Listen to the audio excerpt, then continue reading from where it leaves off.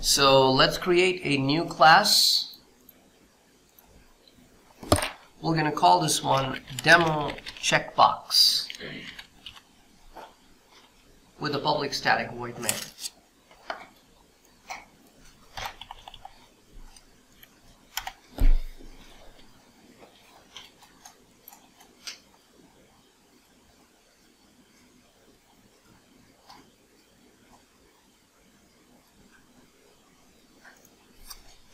Now, let me declare some objects of graphical user interface type. Unlike my previous examples that I've done with you where I created my class as a child of JFrame, in this class I'll take a slightly different approach. I will create my GUI objects and I'm going to add them to a frame object, which will not going to be a custom frame, rather a Java defined frame, and then we're going to work with that example that way. So in order for us to do it that way, I would now like to create a class level objects, public static, JCheckbox, checkbox1 equals to new JCheckbox. You have to organize your import so that the JCheckbox class is added to your import statements.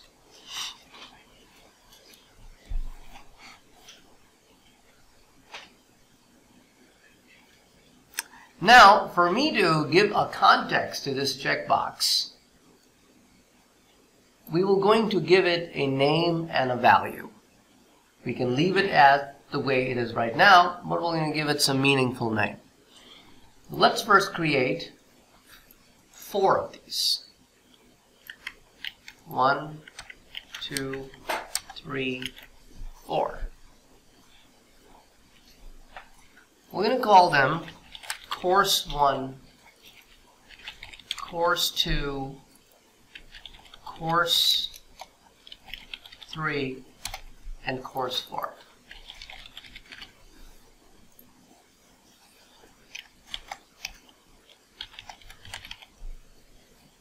And to each of the checkboxes, I will going to give a value. So the first one is VB.NET, second one is C#.NET. Then we have Java, and finally we have HTML. These are the 4 checkboxes.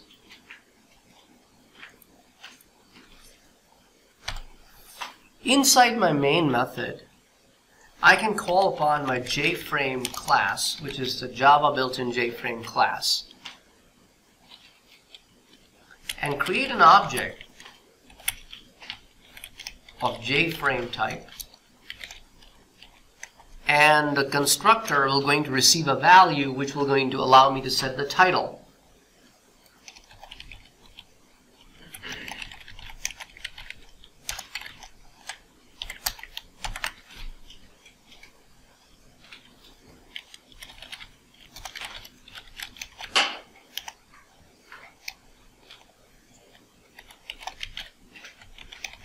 I want to close my frame and release all the resources when somebody closes the frame. Otherwise, the frame only is hidden and the resources are not released.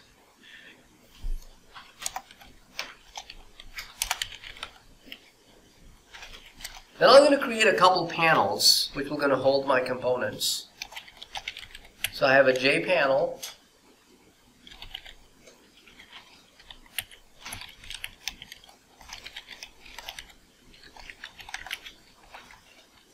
And I have a panel 2. A couple panels. Again, it needs to organize your imports.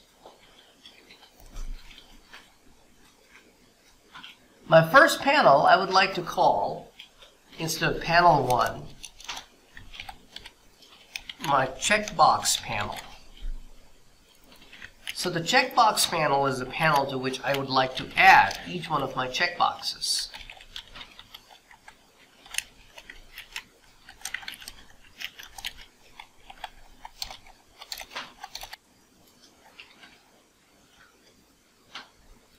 Then besides creating the panels, I also would like to display a message. So my panel 2 will actually be my message panel. And I would like to create a J label called message where I would like to display my message.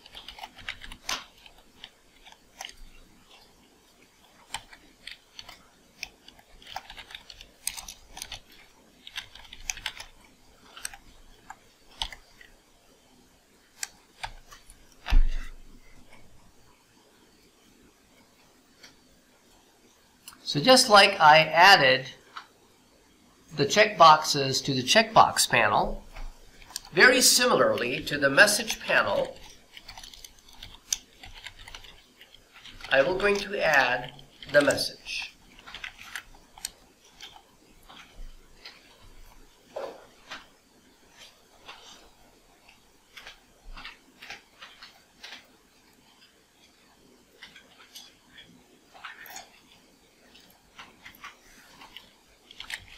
To my frame, I will set the layout to be a grid layout, which will have 2 rows and each row will have 1 column. So that means my panels will going to appear stacked. To the first row, first column, I will add my first panel, which is my checkbox panel. And to the second row, I will going to add my message panel.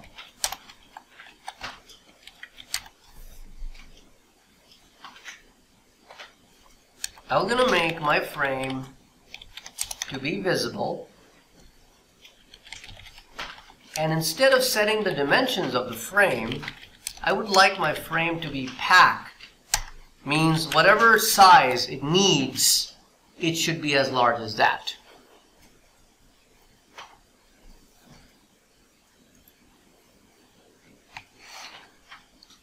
If I run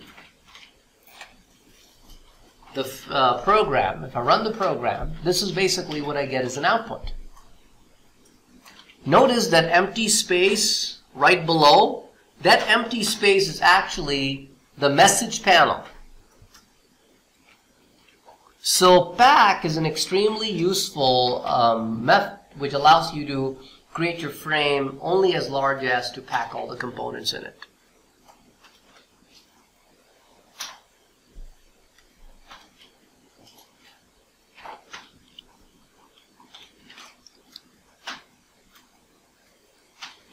Upon closing, it releases the resources.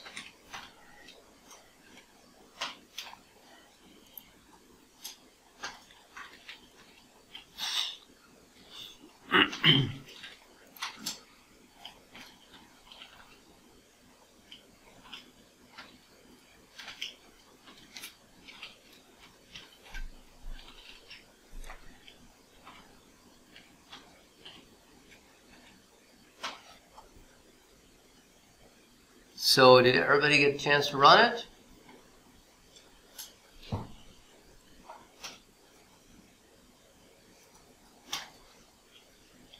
Next thing that I want to do is I want to change the look and feel of my frame. So I want to go up in the main. Right above I create the frame, I'll say JFrame dot set default look and feel decorated to true.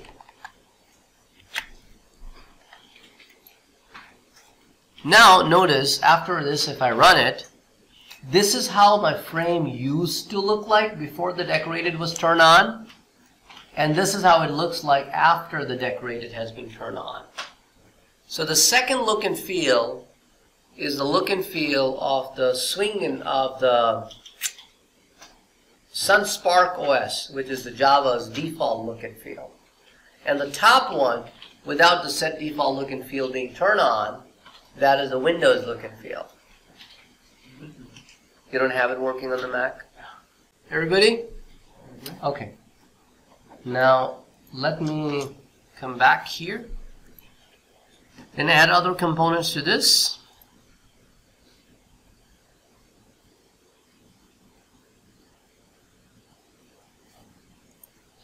After I declare my panels, I would like to add the borders to them to create a frame-like look and feel.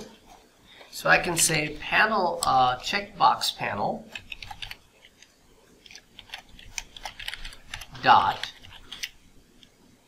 set border.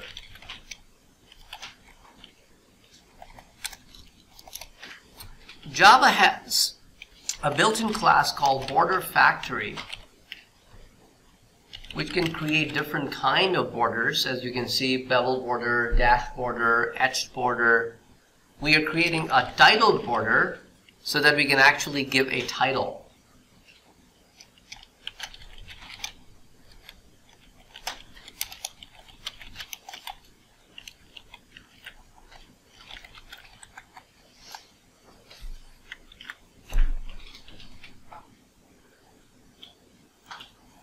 So now if I check my output with this, notice it creates a little border around and it gives a title of courses.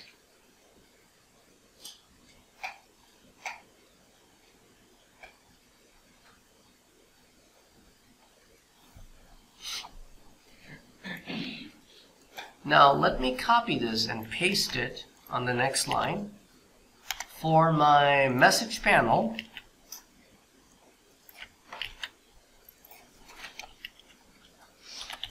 I can call it output.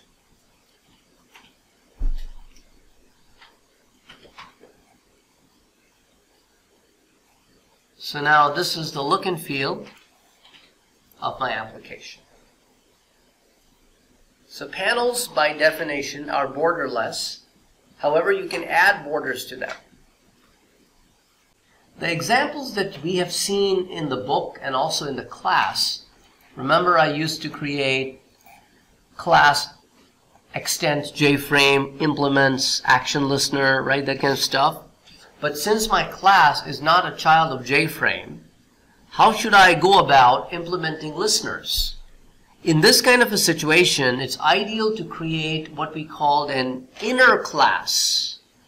So every checkbox will going to be tied to an event so that it can listen to it. And instead of me coding a separate method and redirecting all checkboxes to that one method, right there and then where I tie my checkbox to an event, I will create a temporary class to take care of my event handling. That's something new you haven't seen yet. So how to create a temporary class on the fly, which is called an unnamed inner class, right at the point of action. And at the end of the action, the class is destroyed, so that's a good memory management practice. So in order to do this, let's scroll down to the point where we have successfully added everything to the panels, and this is where we're going to perform our event handling. And once you understand the syntax, is the repetition of the same syntax. Also, while you're looking at it, I want you to keep the following page in front of you so that you know what you're doing. Page number 827. That's where all the events and listeners and handlers are listed. Page 827.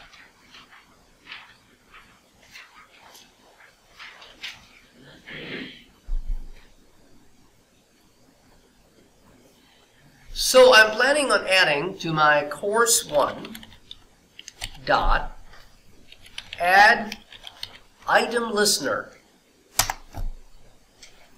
So checking on this page, you will notice that item listener, which is in the middle column, what kind of event does it take? Item event, right? Okay. Now generally speaking, you implement and then you call this from here, and then you write a separate item state change, because if you follow that line, the method I would have to code is item state change. That will be my handler. But in inner class, things are done a little bit differently. In inner class, instead of passing a this reference, right away, at this point, you create an item listener object. It's an unnamed object, so it will not exist outside of this line. Therefore, you have to handle it right away.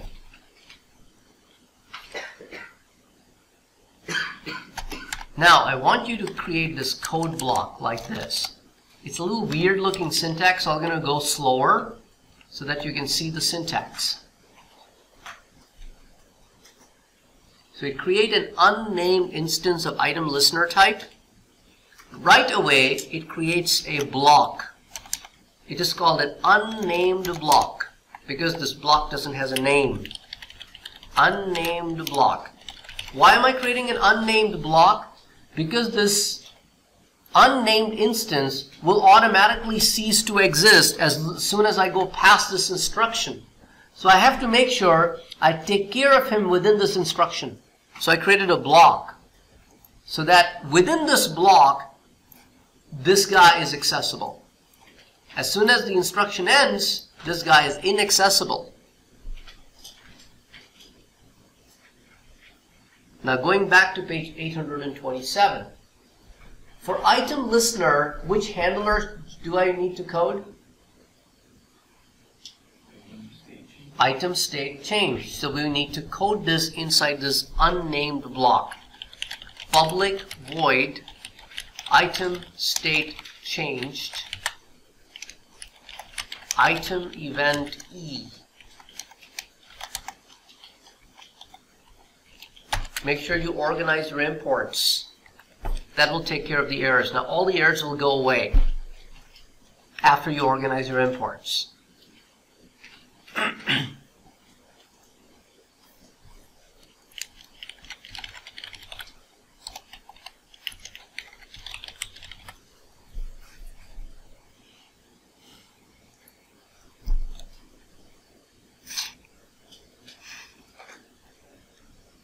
Now once you have written this code that I've written this far, this is the skeleton code, and make sure all your errors are gone, now let's try to understand these 3 lines, what exactly all of them basically mean. Course 1 is the name of my checkbox. I am making my checkbox to listen to if somebody clicks on it for checking or unchecking purpose. Whenever somebody clicks on it, it calls an item listener, means I am now able to listen to an event. Where will I handle this event? This event will now going to be handled in this unnamed block by the method item state change, which will receive that event in an object E. So I'm handling everything right there and then, as opposed to using this and passing it over to somebody else to take care of it for me. So now, inside the item state change, I'm going to write my logic. And that is whether the checkbox is checked or the checkbox is unchecked. So if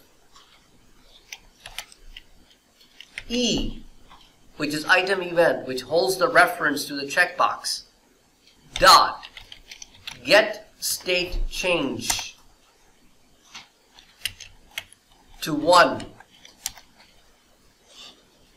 That means if the item is checked, the value that will be returned by get state change will be 1. If that is the case, then message panel should set its text. Sorry, not the message panel, message. Message should set its text to course 1 is selected.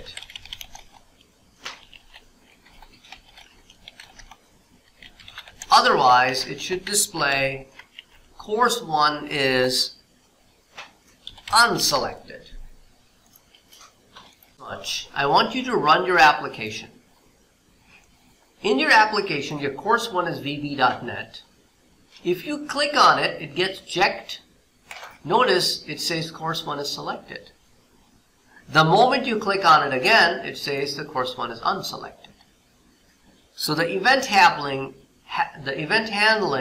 is happening in an inner class, in that unnamed block. That's your inner class that is taking care of everything on the fly. It's an unnamed inner class in an unnamed block.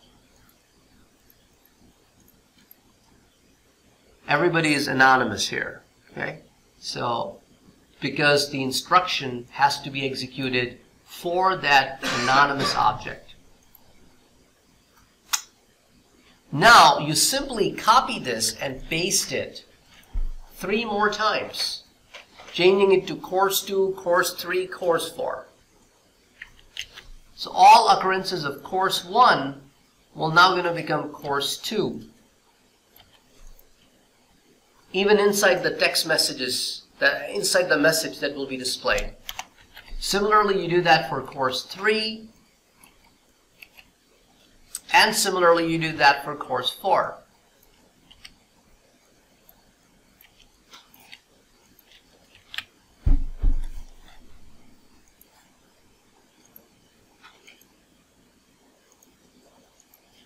So at any given time, it only reports on one. Whichever one is on which the action is performed, it only reports on that. It doesn't keep track of the others that have been checked, because we're constantly replacing the output message. Now, in place of course 1,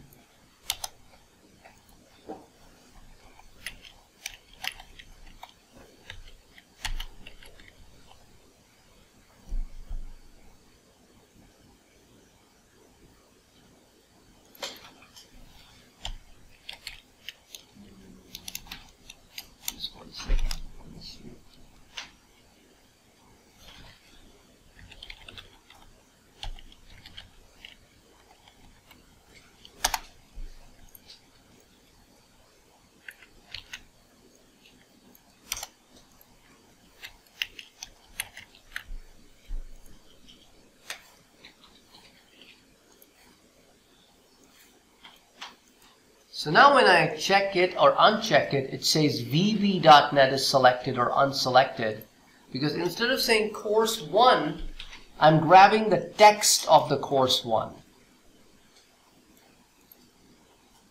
Similar to this, I will change the others.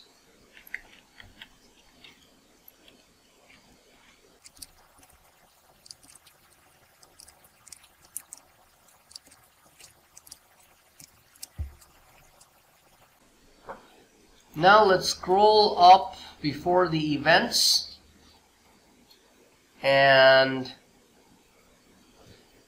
right before I add them, it doesn't really matter where I place it, but I want to add the mnemonics to each of the checkboxes. So I have my course 1 dot set mnemonic character. Bless you. And I would like to tie it to key event dot, and it has all the keys. So I would like to tie this to, it's VB, so I would like to tie it to the letter V. Now when you organize your imports, make sure you choose your java.awt.key event, not com.sunglass.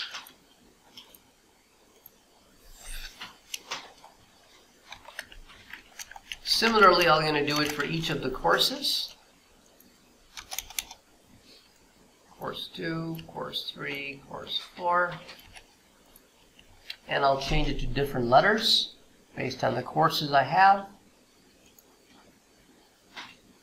So I'm going to change this to a C, change this to a J, change this to an H.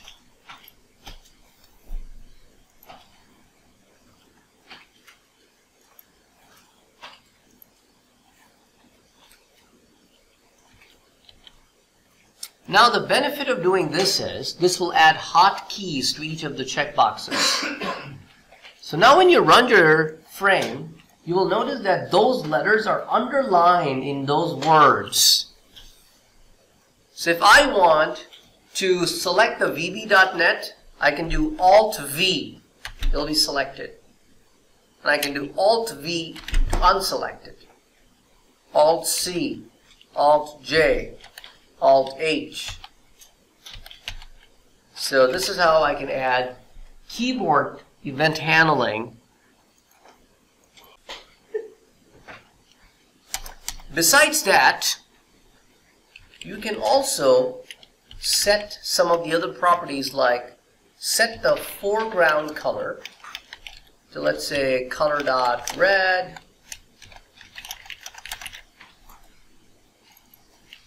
color.blue, color.green, color.orange, and make sure you import java.awt.color.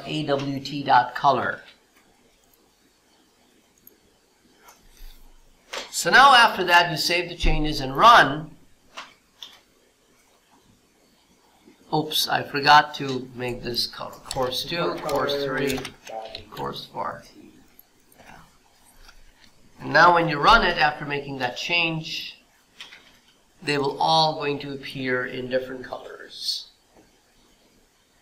Besides that, you can also change the font size of the text. So I can say, either I can declare a font object ahead of time and use that. Let me try to do that. Font object, new font type, Arial, font.bold, size 14. So now I can say course 1 dot set font to the font object. Similarly, I can do it for the other three. Course 2, course 3, course 4. So now when I run it, they appear slightly larger. Let me go slightly bigger, like 18. And now they're going to appear slightly bigger. And because of the pack being turned on the frame, I don't have to keep resizing my frame. It automatically resizes. And since it uses the point system, so 18 would be 1/4 of an inch. 72 points is 1 inch.